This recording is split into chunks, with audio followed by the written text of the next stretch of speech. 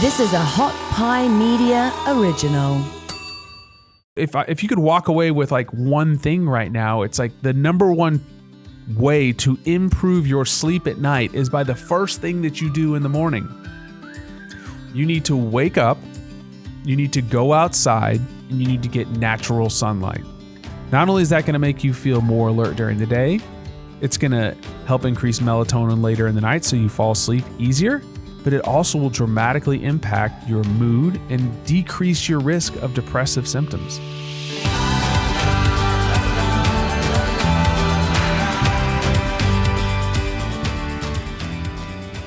Hi, I'm Erik Korem, and this is The Blueprint. I've spent my life helping Olympic gold medalists, NFL, and NCAA athletes be their best at their craft. Now I'm taking that experience and translating it into your life. This podcast is for busy professionals and household CEOs who care deeply about their family, career, and their health. There's an ocean of content to wade through, but I do the heavy lifting for you and distill cutting-edge science, leadership, and life skills into simple tactics optimized for your lifestyle and goals. Today's episode is going to be just a little bit different than normal. I've had a lot of people ask about me doing a podcast about sleep because that's what my doctoral work was in. So today's going to serve as sort of a sleep masterclass. We're going to discuss what happens when we sleep, why we sleep, and how to create the conditions for consistently getting restful and fulfilling sleep. Today, you're going to walk away with plenty of tools that you can implement right now to level up your sleep. But before we get to our discussion on sleep, I want to let you in on something really cool that I'm building. If you love exercise, but you aren't sure exactly how hard or how long you should exercise each day, then you should check out my free app, AIM7. We have this cool feature where we provide you with a custom exercise recommendation based on your current state of adaptability, or simply put, how much exercise your body can adapt to that day. We do this by combining your wearable tech data with our decades of high-performance expertise. By following these recommendations, you'll be able to prevent burnout and experience the long-term improvements in your health and your fitness that you're looking for. The great thing is this is all layered on top of the exercise programs that you already love to do. So whether you love Peloton, Apple Fitness Plus, or your favorite HIIT program at your local gym, our recommendations work with what you enjoy doing. So if you have a wearable device like an Apple Watch, Whoop, or Oura Ring, then go to www.aim7.com. That's AIM7.com to get early and free access to our exclusive program. AIM7 starts small and starts with you, your health data, your values to get to your thriving life. So back in 2015, I decided to get a PhD, and I was looking at what I should study, and I started thinking about, okay, if I'm going to study something, I want it to be something that's really important, that's central to our lives. And so I started thinking about, okay, what are the things that you can't live without? You can't live without water, you can't live without food, and you can't live without sleep. And so at the time, I was working at the University of Kentucky, working with SEC football players, and those guys are consistently sleep deprived. College students are always getting poor sleep. And I wanted to understand the impact that sleep had on our brain and its ability to adapt to stress. And we'll talk about that a little bit later. But that's why I went down that rabbit hole. And so today we're going to talk about, the role sleep plays in our life, how we sleep, like what's called sleep architecture, why we sleep, and then I'm going to give you a lot of tools. But I want to start with this comment. Thomas Dekker was an English dramatist, and he said, "Sleep is the golden chain that ties our health and human bodies together." I don't think there could be a better statement about sleep, and that was written in the 1700s. Sleep is an essential biological process that is required for us to grow, adapt, and thrive. But it's still kind of this big mystery. There's a lot of things about it that we just don't understand yet. But today I'm going to try to give you some legitimate research. I'm actually going to read certain parts of my dissertation and kind of break it down for you. Because I want you to understand like really what's going on here and, why there's some holes. And so from a behavioral context, Sleep can be defined as a homeostatically regulated state of reduced movement and sensory responsiveness. That means like when you sleep, there's periods of sleep where you may roll around a little bit, and there's actually periods of sleep where you're completely paralyzed. And it's homeostatically regulated. So it's kind of this state where your body's in a neutral state of stress, or it should be. It occurs in habitual intervals over a 24-hour period. And it's marked by, like I said, reduced motor activity. You have big fluctuations in your body temperature, hormonal activity, eye movement, muscle tone, and then your brain's doing all sorts of crazy stuff. But like I said before, despite our understanding of the order and synchrony of sleep, our knowledge of the purpose and regulation is incomplete. And here's why. Scientists have yet to be able to identify a single locus of control, which means like there are all sorts of crazy research studies out there where scientists will like lesion certain parts of the brains of animals and see like what happens, or they'll poke a certain part of the brain and see the response. They have yet to identify an anatomical landmark that when it's lesioned can completely eliminate sleep, which is it's fascinating. So sleep is kind of this broad system-wide phenomenon with certain drivers, okay? And one of those drivers is our circadian clock. So our bodies experience fluctuations in behavior and physiological processes across a 24-hour period in a very rhythmic pattern. These rhythms are generated by what's called circadian clocks.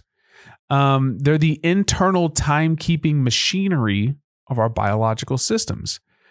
And they're dependent on these cyclical environmental cues called Zeitgebers, which is German for the word time givers. Light, temperature, and humidity can all alter or reset the timing or phase of these certain circadian rhythms. The primary Zeitgeber or time giver is light. And in mammals, circadian rhythms are controlled by a structure in the anterior hypothalamus called the suprachiasmatic nucleus. And the SCN sits on top of the roof of the mouth.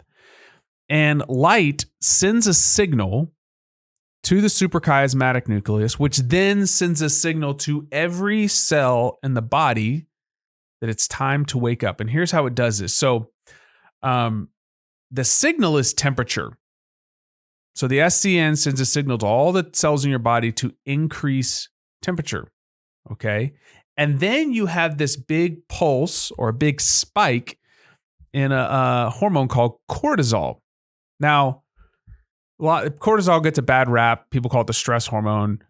But you want a spike of cortisol in the morning because what it does is it increases your level of alertness and wakefulness. So when you see light, first thing, when you get exposed to light, you get this triggered reaction to the SCN, to all the cells in your body, get a big spike in cortisol. And then also what happens is a internal time countdown clock begins, which basically 12 to 16 hours later, your body wants to now increase melatonin. And melatonin is the sleepy hormone, which makes you want to go to sleep. So the first tool that I want you to walk away with is this. If the primary anchor of our circadian rhythm is light, before 9 a.m. in the morning, you want to go outside and get light exposure. Because what that will do is there's certain special cells in your eyes that will then take this signal to the SCN to begin this whole cascade of events. Okay. And you need to get natural light exposure outside. This is 50 times less effective looking through a window. So if you think about it, like we were designed to be outdoor, to live outdoors. In the past 100 plus years, we've been, quote, domesticated. And now, like with the advent of air conditioning, people want to stay inside. And so if you're inside all the time in these dark environments, or, you know, you get up, maybe you drive to work and then you go right into an office, or maybe you just stay inside for the office, you feel groggy and tired because your system has not been given the signal that it's time to be awake. So I recommend at least 5 to 10 minutes of sunlight in the morning. If it's really bright outside, 5 minutes is a good place to start. 10 minutes is better. If it's cloudy or overcast, you may have to be out there a little bit more. The key is you have to get this before 9 a.m. because after 9 a.m., you're in what's called a circadian dead zone. You're kind of out of luck. And so, the sun comes up right now. We're before daylight savings. It's around 7:15. So I'll go outside. I'll get 5-7 minutes. I'll go work. I'll go back outside, get another 10 minutes. And I'm telling you, it makes a significant impact on your level of alertness. In addition to 24-hour circadian rhythms, there's what are called ultradian rhythms, which are shorter than a day but longer than an hour. Okay. And sleep is broken down into 90 to 110 minute ultradian rhythms, divided into phases of sleep known as REM and non-REM sleep. Okay, so you have these 24-hour circadian rhythms. You have shorter rhythms, which are called ultradian rhythms. And so let's start with non-REM sleep. So every 90 to 110 minute cycle has non-REM and REM sleep. Earlier in sleep, so let's say you slept from 10 to 6. Earlier in the night, you have what's called more pressure for non-REM sleep. Means there's those 90 to 110 minute cycles are made up of more non-REM sleep. As the night goes on, it shifts and there's more and more REM sleep later in the night. So non-REM sleep is 4 substages that progress in numbers, so 1 through 4, and the depth of sleep and the arousal thresholds increase as those numbers increase. So stage 3 and 4 are what are known as slow wave or deep sleep, okay, because it's really hard to wake you up. Now, what happens during this phase is really important. This is when tissue repair, energy conservation, and nervous system recuperation occurs.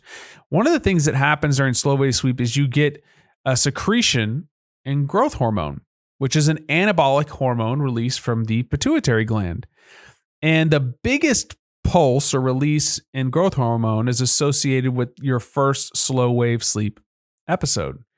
And this is really important for if you exercise. This is when your tissues are going to regenerate. Total sleep deprivation drastically reduces growth hormone, which can be very bad for training athletes or regularly exercising adults. So that's one of the cool things that happens during non-REM slow wave sleep. REM sleep, rapid eye movement, there's rapid bursts of eye movements and something called muscle atonia, which means the body is literally in a state of paralysis. Now, I'm going to read you a statement from Devine in one of his papers. He said, during REM sleep, the brain is partially disconnected from the body due to a blocking of the corticospinal pathways at the brainstem, and motor activity is suppressed, and all the muscles are in a state of total relaxation, which allows effective myofibrillar restoration, which means you're in a state of paralysis. And one of the reasons scientists believe this happens is because now your tissues literally don't have to be active, and the muscle tissues can relax and regenerate. Another reason, this is a hypothesis for why we're in a state of paralysis during REM sleep, is if you've ever had a crazy dream, like, I don't know, you were flying or something, could you imagine, if you weren't in a state of paralysis, if you were sleepwalking, you could really injure yourself. And so this is maybe a way to protect the body. But, this is really, really important. And so you have REM sleep, you have non-REM sleep. A lot of cool stuff happens with memory and learning during that time. We'll talk a little bit about that. We may cover that in a separate episode. So what are the health consequences of not getting consistent sleep? So we've talked about sleep architecture, what happens during sleep. You have these alternating periods of ultradian rhythms of 90 to 110 minutes broken down by REM and non-REM sleep. We know from the research that adults need about 7 to 9 hours of sleep a night. We'll get into a little more of that later. But what happens when you don't get enough sleep? Really cool study with twins. So whenever you see research with twins, what they're doing is they're trying to control for genetic factors because those twins are very similar. Demonstrated that habitual short sleep duration was linked to gene down regulation, or how genes express themselves. So for instance, you had two twins. One twin was getting enough sleep. The other twin was getting habitually shorter durations of sleep. So let's say less than 7 hours of sleep a night. Their gene expression was actually down regulated across numerous categories, including immunity, wound healing, cell adhesion, and leukocyte activation. So inflammatory and immune pathways were dramatically impacted. That's not good. Some of these pathways are associated with adverse immune responses related to negative metabolic, cardiovascular, and inflammatory pathways. So your genes literally downregulate when you don't get enough sleep. I mean, that's very, very powerful. Cancer, this was very interesting. According to the American Association for Cancer Research, sleeping only 3 to 5 hours per night increases the risk of dying of prostate cancer by 55% for men under the age of 65. It's almost guaranteed that men are going to get prostate cancer by the time they're in their 80s. But your risk of dying is increased by 55%. Short sleep durations are associated with increased risk of breast and colorectal cancer, and the World Health Organization has categorized shift work with circadian disruption as a carcinogen. So it's almost like if you're doing shift work and your circadian rhythms are getting messed up, you're basically like smoking. That's like how bad that is. Something like type 2 diabetes. This one was interesting too. A meta-analysis, which is like you'd start looking at a bunch of papers, found a dose-response relationship between sleep quantity and your risk of type 2 diabetes, which means that dose responses at a certain dose, here's the response that's going to occur. The lowest risk for getting type 2 diabetes were for people that slept between 7 to 8 hours a night.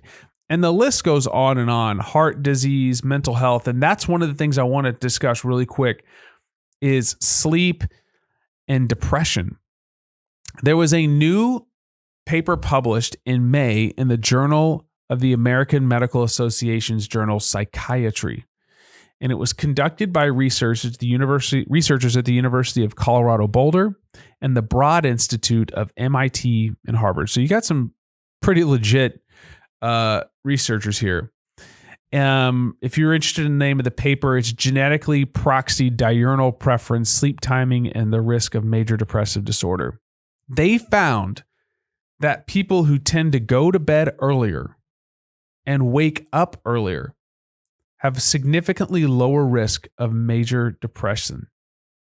It's the strongest evidence yet that chronotype, or a person's propensity to sleep at a certain time of day, influences depression risk.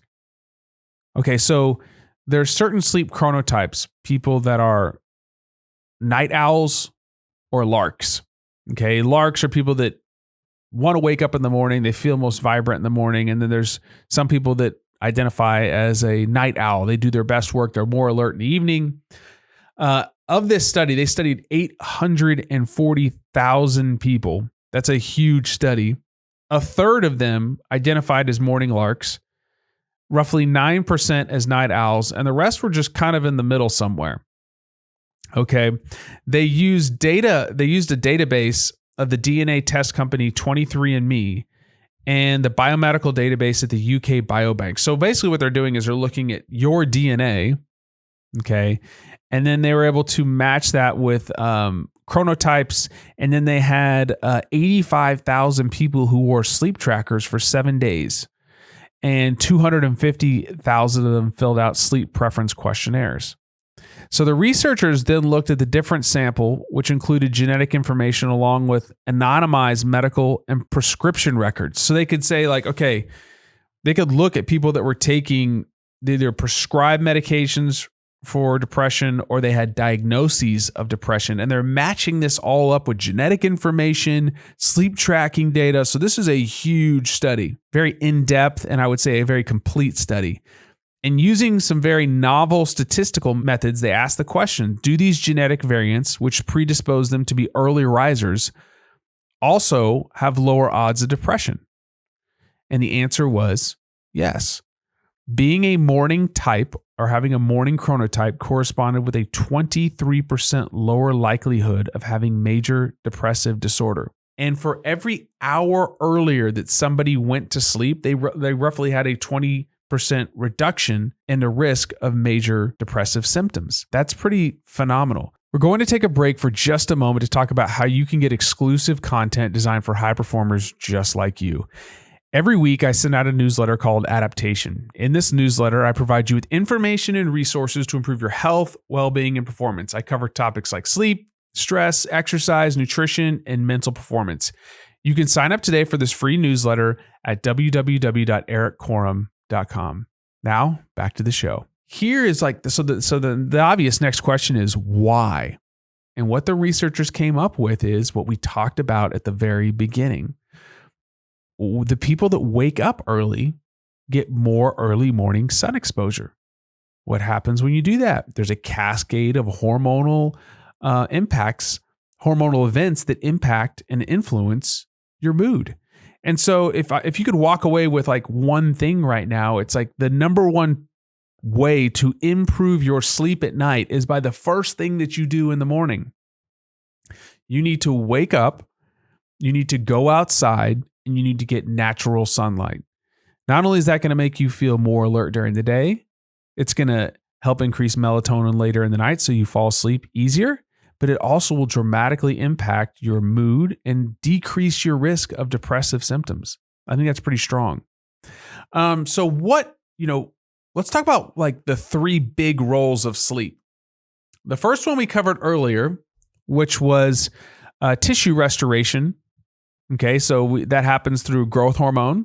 It also happens when our bodies are in this state of paralysis during REM sleep, which is kind of freaky. Some people have actually woken up during REM sleep and momentarily experienced that state of paralysis.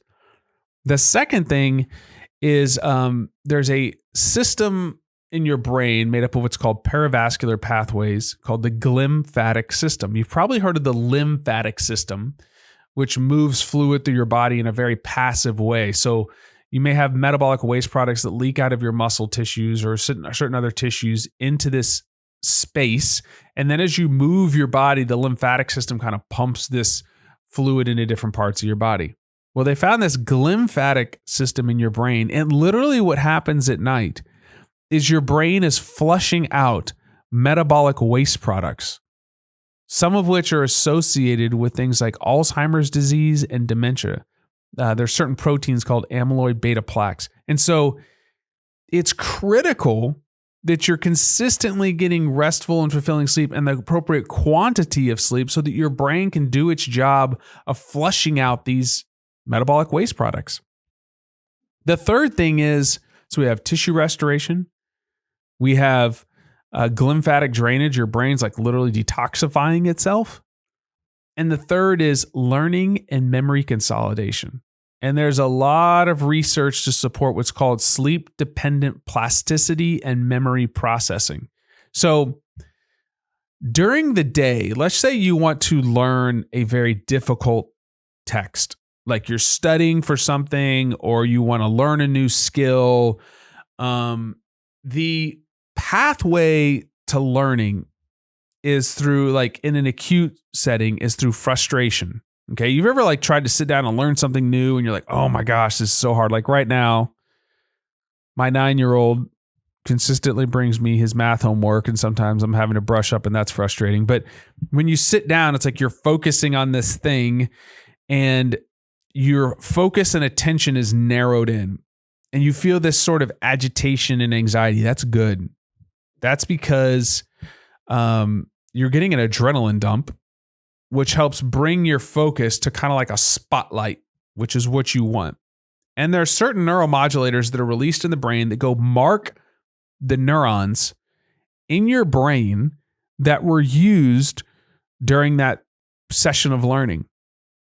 So that when you sleep, your brain can experience plasticity or the brain's ability to respond and change as a result of experience.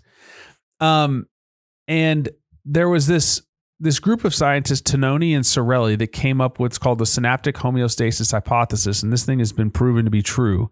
And they say that sleep is the price the brain pays for plasticity. And what they found is that the synaptic homeostasis hypothesis proposes that the fundamental function of sleep is the restoration of what's called synaptic homeostasis, which is challenged by synaptic strengthening triggered by learning during wake and synaptogenesis during development. So what happens when you're sleeping at night is those pathways or those neurons that you use during the day are actually strengthened, and they actually kind of grow a little bit. And then other parts of your brain, those things are actually weakened or they shrink. And so your brain is actually kind of going through this dance when you sleep at night of expanding and shrinking. And this was demonstrated by DeVivo in a really cool study where they actually used 3-dimensional electron microscopy to reveal like certain areas of the brain that are actually undergoing these changes. Pretty fascinating article. So we have tissue regeneration, we have detoxification of the brain, and then we have learning and memory consolidation. Okay, those are the 3 things that are happening. Okay, the 3 big things. There's other stuff that's happening. Like I said, there's a lot of stuff that we probably don't even know about. We know that there's increases in hormones like testosterone, but those are kind of like the 3 huge big buckets. So we talked about this before. How long should you sleep? Adults should get 7 to 9 hours of sleep. And if you're listening to this and you're saying, hey, Eric, I'm the person that can get 5 hours of sleep a night, I'm going to say that most likely you're wrong, because that genetic polymorphism or that mutation only exists in a fraction of a % of people in society. And so you're most likely need more sleep. Here's the thing too. We consistently overestimate. Research shows that we overestimate how much we sleep. So if you think that you're getting 7 hours a night, you're probably getting 6.5, because it takes a certain amount of time to actually fall asleep. So when you're setting up your sleep schedule, you need to factor in about 30 extra minutes. Now I want to talk about something called sleep hygiene, which is how do you create the conditions for great sleep? If you've ever been to a dentist, the dentist's like, hey, you need to brush your teeth, you need to use mouthwash, you need to floss. Why? It's the ingredients for good oral hygiene. Well, there's certain things you need to be doing to put yourself in a position to sleep well at night. The first one is creating the right environment. You want your room to be cold, dark, and quiet. Okay. Cold, because when you go to sleep, your body's temperature naturally decreases. And anything you can do to help usher your body into a lower body temperature faster is going to help with that. I recommend that the temperature in your bedroom be less than 69 degrees. There's new mattresses out there like 8 Sleep, which help do this for you. They because maybe your partner, whoever's sleeping in bed with you, maybe they like to have a different temperature. You can actually regulate the temperature of your bed differently. There's things like Oolers, and you can put these mats on top of the bed to help you cool your body down. Those are pretty effective. Warm showers and baths, okay, actually help decrease your body temperature, which is kind of weird. You think, I'm taking a hot shower, how is my body temperature going to cool? Well, it has to do with like the cooling of your skin. But a recent meta-analysis of 17 papers showed that taking an evening shower or bath in water around 104 to 108 degrees Fahrenheit improves sleep quality. They also show, there's another paper that showed that showers or baths 1 to 2 hours before bed help people fall asleep faster. And in another study of older adults, they found that warm showers or baths prior to bed actually lowered their blood pressure. So cold, you want your room cold. Dark, we talked about earlier. Light is the primary time giver. So if you use light to wake up in the morning, you should probably be avoiding light at night. Okay, so you want to make your room as dark as possible. Blackout curtains. If you're in a hotel, roll up a towel, put it next to the door. You don't want any light. Take your cell phone, turn it over, put it across the room. Zero light. And then you want it quiet, or you want a consistent level of noise. So like, let's say you live, because any type of spikes in noise are going to wake you up. So let's say you live in like a major metropolitan area like New York City or Chicago or something. A noisemaker may be a good, like a white noisemaker. I use our children's noisemaker. They're getting older, so we've confiscated one of those, and it helps me sleep at night. So cold, dark, and quiet. One of the things regarding evening light exposure, I think it's very interesting, is that habitual evening light exposure, especially between the hours of 11 p.m. and 4 a.m. So if you're one of those late night social media, stuck on there scrolling through Instagram, or you're watching Netflix, late night exposure between the hours of 11 p.m. to 4 a.m. activates a structure in the brain called the habenula, also known as the disappointment nucleus. This suppresses the release of dopamine, a neuromodulator that makes you feel good. And dopamine actually acts as like an internal antidepressant. So people that are consistently getting light exposure, and blue light blocking glasses don't matter. If you're getting light exposure during the past 11 p.m., it can lead to feelings of demotivation and depression. So I highly recommend that you avoid light exposure after the hours of 11 p.m. So at night, around 8 o'clock, as you're starting to think about getting ready for bed, you need to start dimming the lights in your house. Something else that you should probably consider is turning off overhead lights. Why? Because these special cells in your eyes that sense the light from above you can't differentiate between an overhead light and the sun. And so overhead lights are like a signal to like be alert. So if I have to be on my computer late at night, I turn off all the lights in the house and I'll keep my computer on. I'll dim the screen. Also, exposure to sunset or 90 minutes, 60 minutes circa sunset before the sun, exposure to that quality of light actually has a protective mechanism if you have to be exposed to light later in the night. Pretty interesting thing there. So last big topic I want to talk about is napping. Okay. I love a good nap. I know there's a lot of nap shaming out there in the hustle culture, but it's one of the best things you can do to boost mental and physical performance during the day. Number one, get consistent, restful, and fulfilling sleep that's adequate in its quality and quantity, 7 to 9 hours. During the day, if you want to supercharge your afternoon, take a 15 to 30 minute nap. You don't have to fall asleep, okay, to get the benefits, because it takes 15 to 30 minutes to transition to sleep for some people. It's just closing your eyes, relaxing, and moving in that direction, okay? It boosts your mood, your cognitive performance, mood-appropriate behaviors, meaning like you're able to adjust to those around you more appropriately, reduces fatigue, it improves sports performance. I can actually improve your speed. There's a lot of athletes that take a pregame nap like 2 hours before, short nap.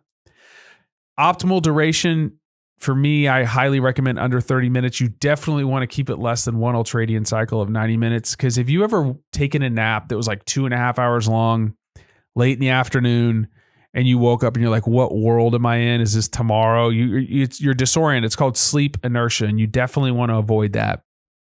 You want to avoid a nap. You don't want to nap after 3 p.m. So somewhere, after lunch, you kind of have this circadian trough. That's what it's called, where you have like a dip in mental alertness. There's a reason why whole cultures in the world take a break, a siesta, because it's the thing that your body naturally is desiring, a little bit of a break. So don't feel bad about it. The Army just released their new holistic health and fitness manual, and they are actually strongly recommending naps for soldiers. First of all, there's a whole section. You can Google this and get this thing. It's great work. Great. They took some of the best scientists, including my friend Dr. Allison Brager, who is on the podcast, who's a neuroscientist for the Army.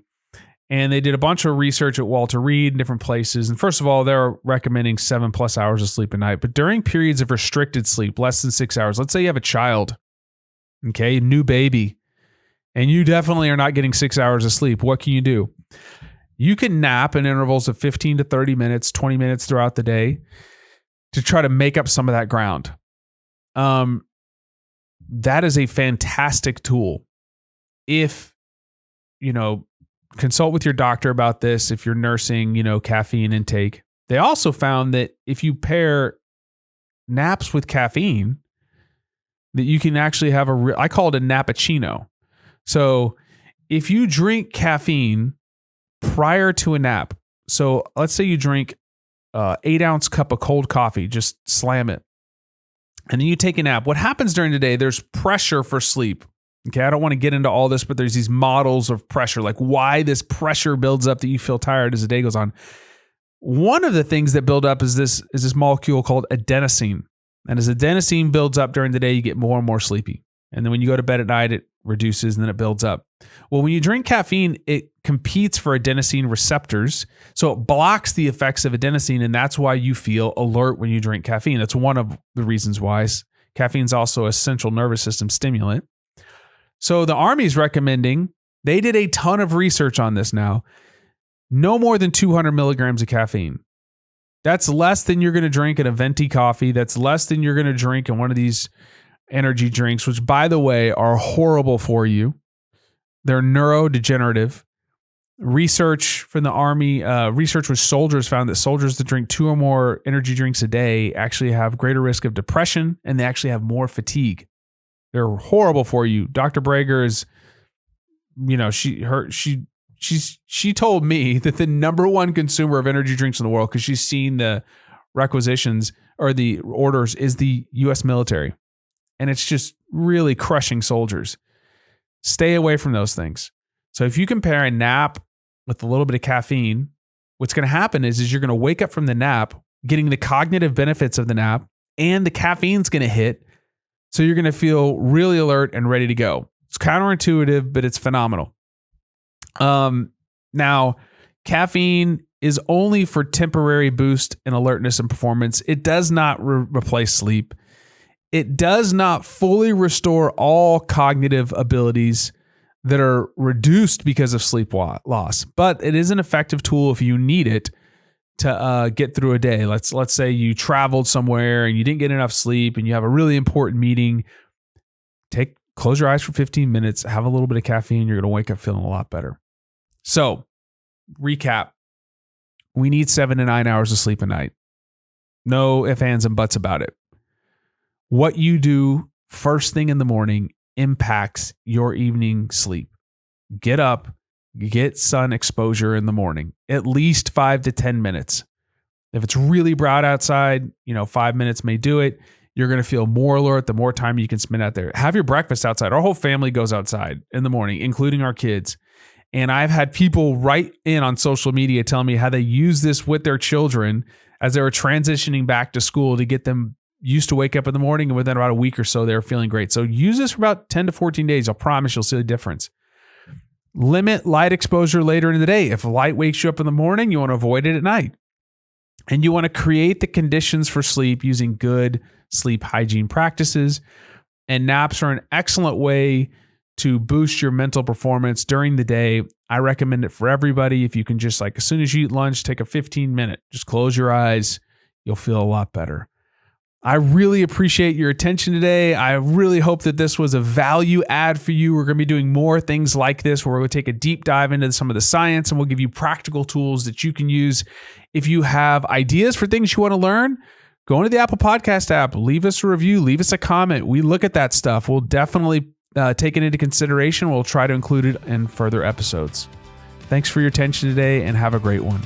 If you enjoyed today's podcast, then you may want to check out my episode with Dr. John Sullivan. It was episode number 10. Dr. Sullivan is a sports scientist and clinical psychologist with over 20 years of scholarly experience, including 16 years with the New England Patriots. In this episode, we discussed his book, The Brain Always Wins. We discussed the drivers for performance and how to create a high-performance environment. Thank you for listening today, and please feel free to send me any feedback on whatever listening platform you're listening on. Thanks for listening. You can find more episodes and all of our other Hot Pie Media originals baked fresh daily at our home online at hotpiemedia.com, the Hot Pie Media YouTube channel, or wherever you listen to podcasts.